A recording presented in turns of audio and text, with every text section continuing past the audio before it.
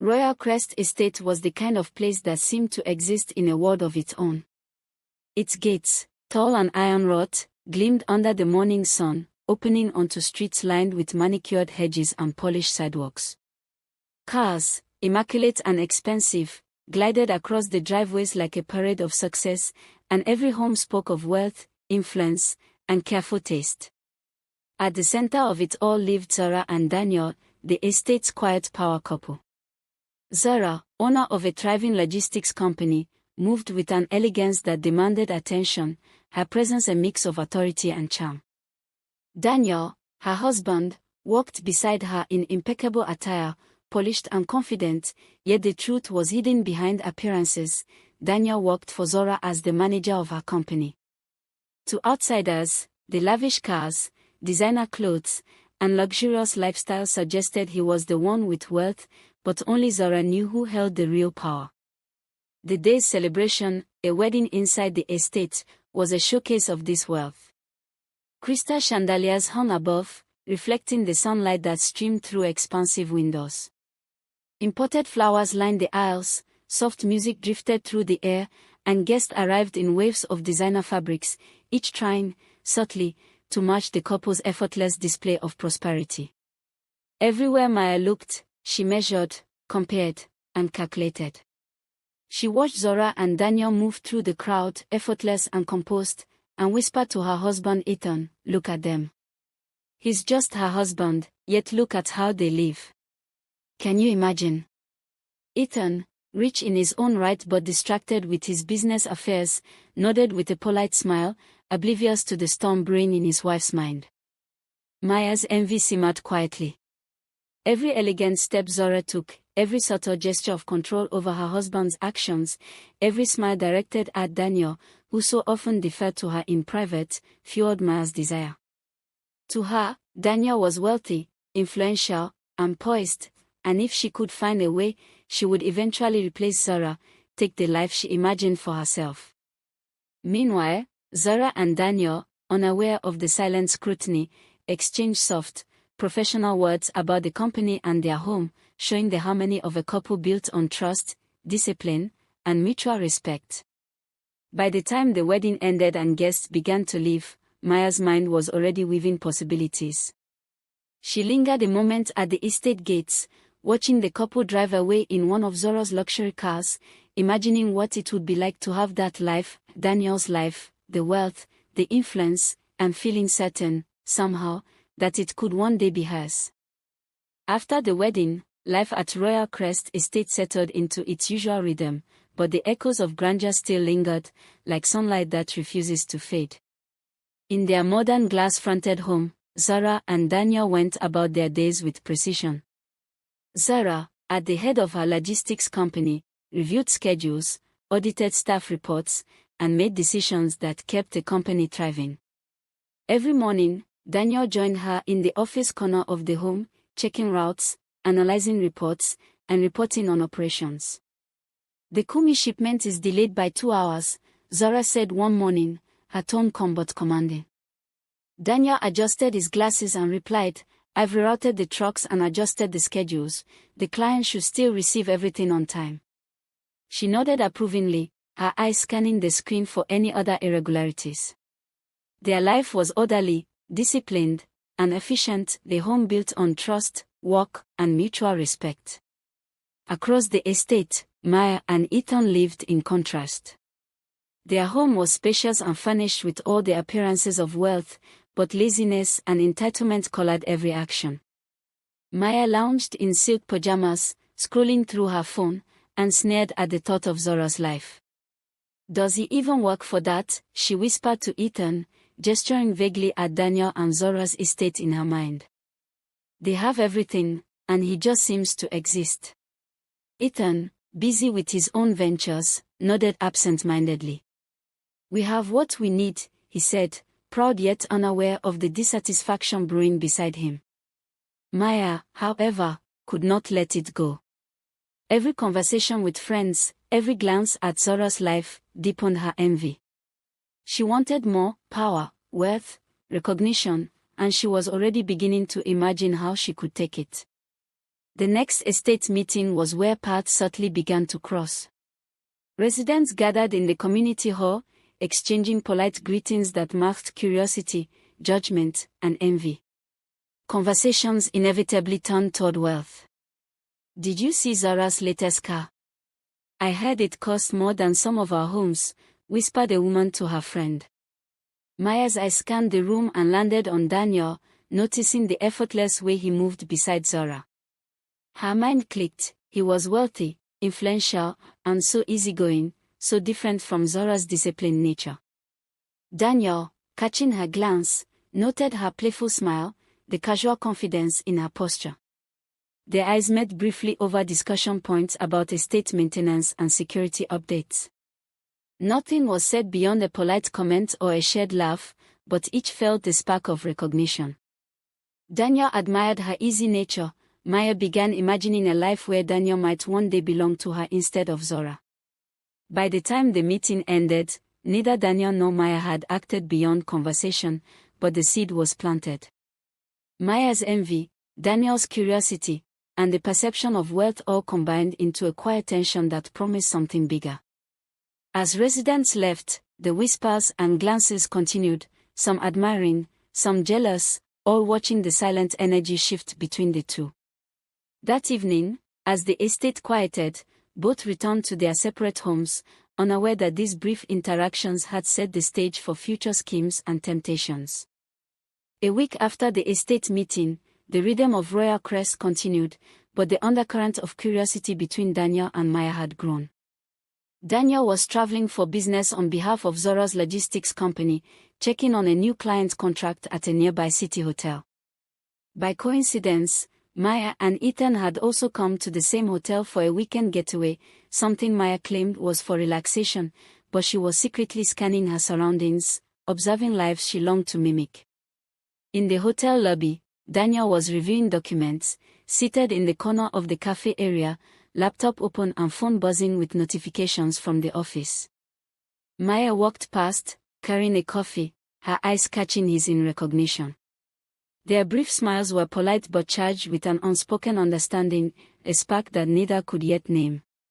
"Fancy seeing you here," Maya said lightly as she stopped near his table, tilting her head. Her tone was casual, easygoing, almost teasing. Daniel looked up from his laptop, a faint smile forming.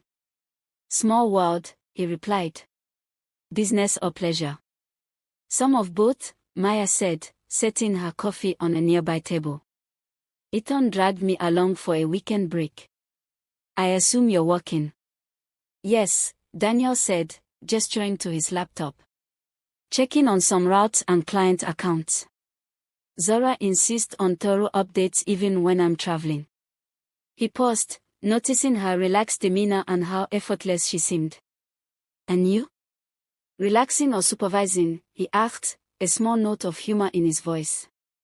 Maya laughed softly, leaning against the railing. "Trying to relax, but always looking around. Some people just have it all, don't they?" Her glance lingered, assessing, calculating. Daniel's mind ticked in response. She was easygoing, playful, uninhibited, a stark contrast to Zora's meticulous, controlled demeanor. Over the course of the weekend, they bumped into each other several times, at breakfast, in the lobby lounge, even by the rooftop pool where Daniel had gone to review route maps on his tablet. Each encounter was polite, brief, seemingly accidental, yet both felt the thrill of proximity. Maya, watching Daniel handle his business with quiet authority while maintaining ease and charm, began imagining a life where she could have access to that same world. Daniel, noting Maya's lightheartedness and willingness to speak freely without the weight of responsibility, began to see possibilities, wealth, influence, and perhaps a life that didn't require bending to Zora's discipline. By the time the weekend ended, neither openly acted on these thoughts, but the hotel meetings had planted a subtle tension, a growing curiosity, an awareness of each other's desires, and the sense that opportunities, if handled cleverly, could change everything. Maya returned to her home beside Ethan, still dreaming of wealth and status, while Daniel returned to Zora's estate, thinking quietly about ways he might leverage proximity and her trust. Back at the estate, life carried on, but the brief hotel encounters had left an invisible mark. Daniel returned to Zora's home and office with a mind that had begun to wander beyond his managerial duties. As he reviewed shipment schedules in the company's boardroom, he found himself replaying Maya's easy laugh, her casual confidence, and the way she seemed free of the pressure Zora carried. So different, he thought, so much easier to be with than someone who measures everything. Meanwhile, Maya went about her days with Ethan, maintaining the perfect facade of a dutiful wife. She suggested a small business venture, asking Ethan for some money. "I think I can finally do something productive," she said, her tone innocent, eyes wide with a practiced earnestness. Ethan, proud of her supposed initiative, agreed immediately. "Of course, take whatever you need." "I'm happy to see you trying," he said, unaware that the sum was small compared to what she would later gain through the larger scheme. The first intentional meeting between Daniel and Maya occurred at the estate lounge. A charity fundraiser provided a casual setting, residents mingled, soft music played, glasses clinked, and Daniel noticed Maya near the refreshments, pretending to chat with neighbors but clearly scanning the room. He approached lightly. "Fancy seeing you again," he said, keeping his tone neutral, though internally, he felt a thrill. Maya smiled, tilting her head. "It's a small estate. Funny how we keep running into each other." They fell into a conversation that seemed innocuous, touching on estate matters, events, and casual gossip, but each word carried unspoken meaning. Daniel found himself sharing ideas about routes and logistics, more than he needed to. Maya asked questions, seemingly curious, though her mind already schemed about possibilities. Later, in private thoughts, Daniel began calculating. He knew the company's finances intimately. Zora trusted him completely. "If the timing is right," he thought, "I could slowly move funds, buy properties, start a parallel venture, and finally be free to live the life I want, maybe even with her," he reflected, thinking of Maya's easygoing nature. He imagined a future where wealth and freedom no longer belonged to Zora alone. Maya, meanwhile, went home and carefully noted her business plans to Ethan. She exaggerated the need for startup capital, describing a modest venture that required just enough money to appear credible. Ethan, proud and supportive, contributed without suspicion. In truth, the funds were only a fraction of what she would need to secure her future plans with Daniel, but the sense of control and secrecy thrilled her. By the end of the evening, both had begun to see the possibilities clearly. Daniel's ambition aligned with Maya's envy. Proximity and trust gave them opportunity, and though no affair had yet begun, the foundation was laid. Careful meetings, mutual observation, and the first sparks of plotting that would eventually lead to betrayal and embezzlement. The estate was quiet that evening, the streets lit by soft lamps, but inside, Daniel's thoughts raced. He had returned from the office, reviewing company accounts mentally, and a dangerous idea had taken root. He could manipulate the funds, acquire properties, and set up his own logistics business without Zora ever suspecting, and Maya, with her easygoing charm, would be the perfect partner in this scheme. A week later, a charity gala at the estate brought Maya and Daniel together again. Their conversation began casually, touching on the event, the neighbors, and the business news Daniel shared lightly. But as the evening wore on, the topics turned more personal. A shared glance at the estate gardens, a compliment on each other's poise, a subtle teasing remark that carried electricity. Maya laughed, leaning closer as she whispered, "One day, I could have a life like yours, you know." Daniel felt a thrill, both at the audacity of her words and the seed of possibility they planted. From that night, the meetings became intentional. Coffee at quiet cafes, walks along the estate lawns under pretense of coincidence, and discussions that seemed casual but were carefully calculated. Daniel would subtly hint at his knowledge of the company's finances, testing Maya's reactions.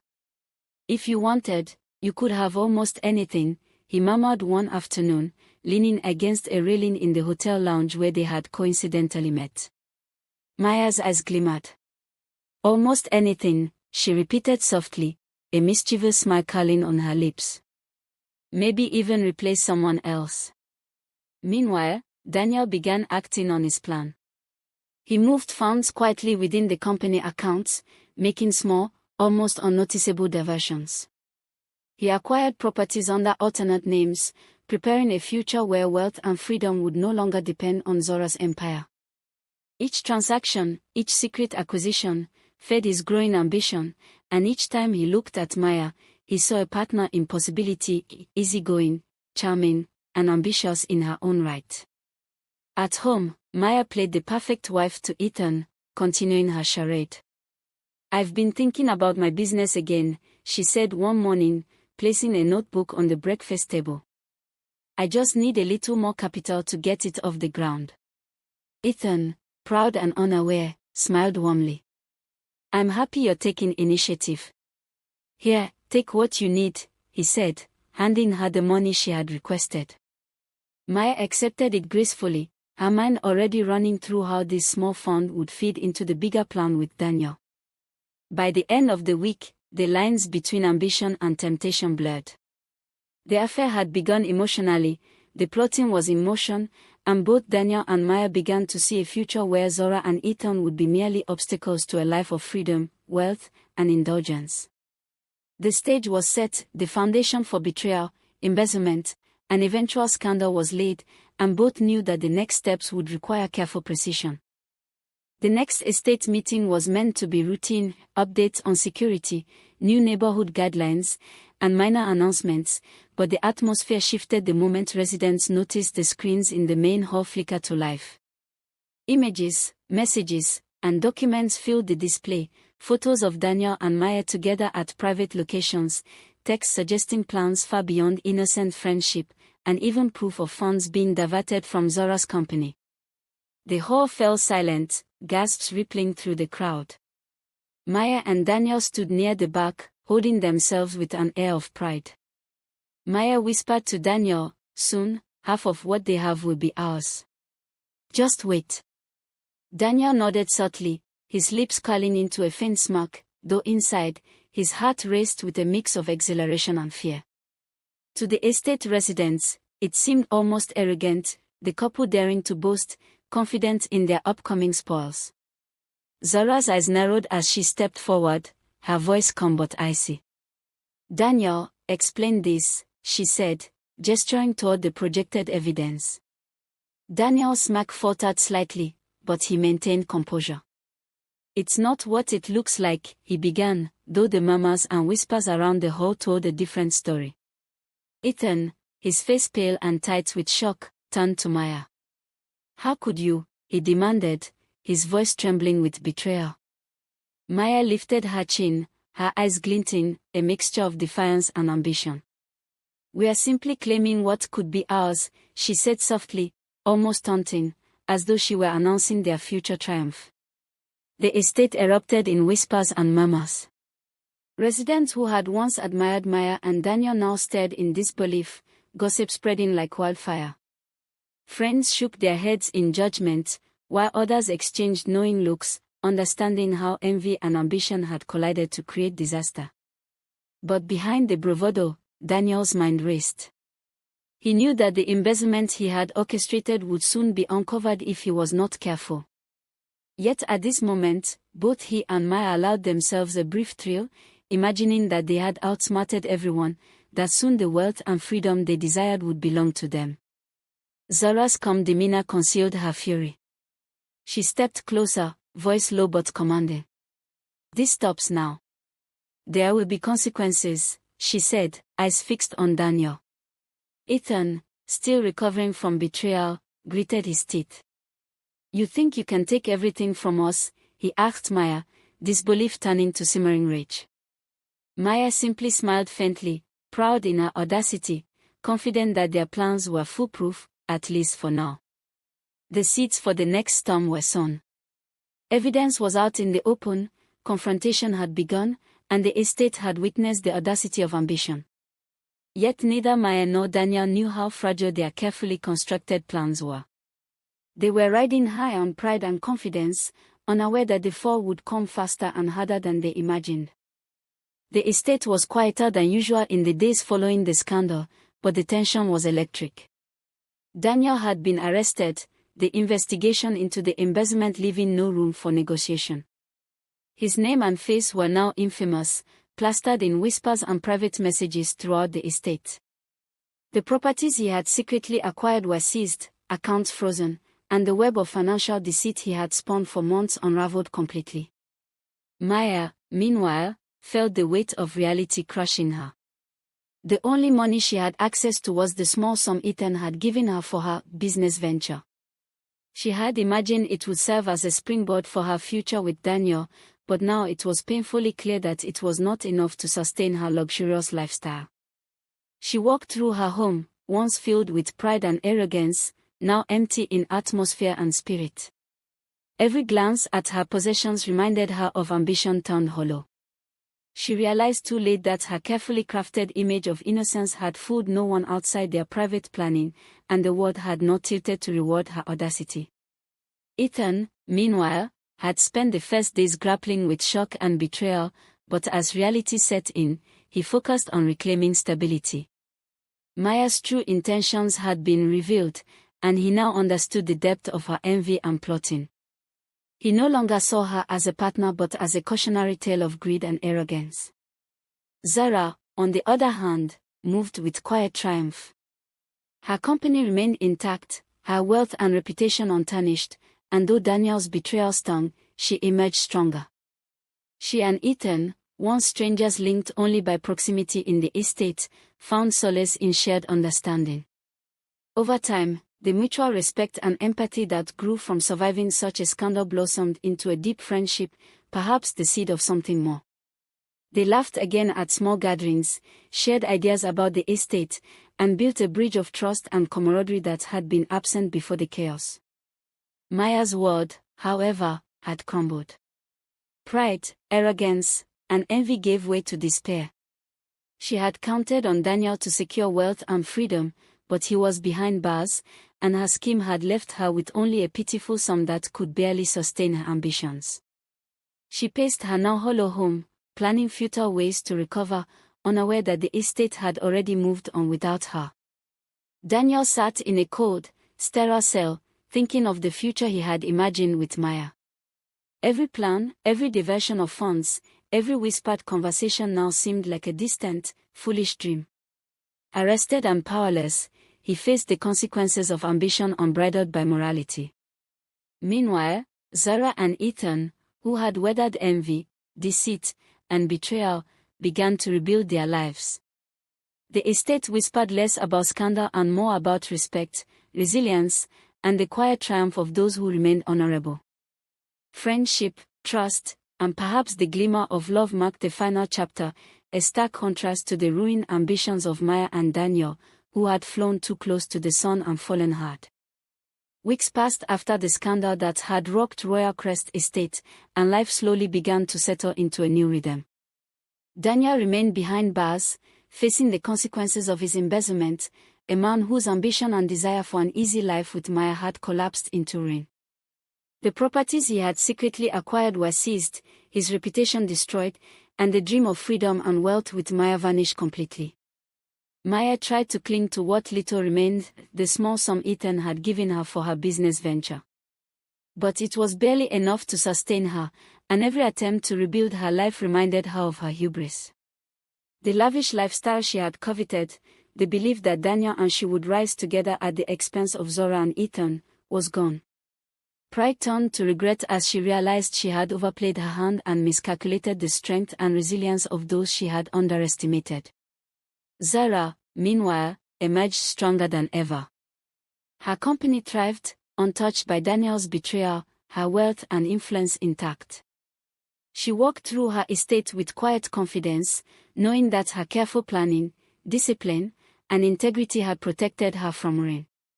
Yet, the events had left a mark of caution and understanding, a reminder that even the strongest walls could be tested by ambition and envy.